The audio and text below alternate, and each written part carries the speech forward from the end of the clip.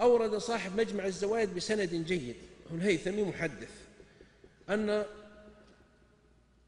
عمر رضي الله عنه أو أن أبا بكر مر بطلحة فسلم عليه.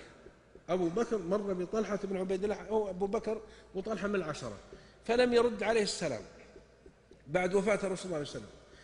فقال أبو بكر أخبر عمر قال مررت على طلحة بن عبيد الله فسلمت عليه فما رد علي. فذهب عمر إلى طلحة بن عبيد الله قال يسلم عليك أبو بكر الصديق ولم ترد عليه السلام؟ صحابي جليل خليفة المسلمين يسلم عليه. قال والله ما شعرت أنه سلم علي وما شعرت أنه مر علي.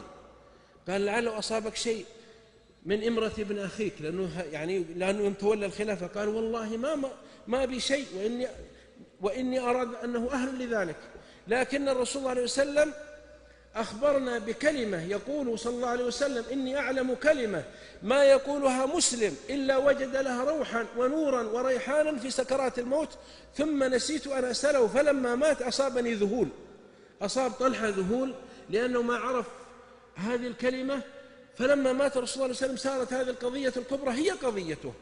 هل أحد منا أسهرته قضية إيمانية أو أسهرته آية أو أذهبت لبه قضية شرعية؟ قال عمر أنا أعرف ذلك.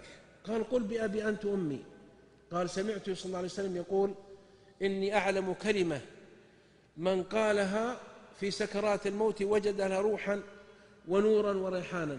أتدري ما هي؟ قال طلحة ما أدري.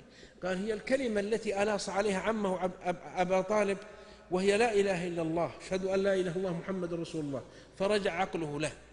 فانظر هذه القضية التي أهمتهم، وانظر كيف تذاكر الرجلين في نص شرعي، وكانت هذه قضيتهم رضوان الله عليهم وأرضاهم.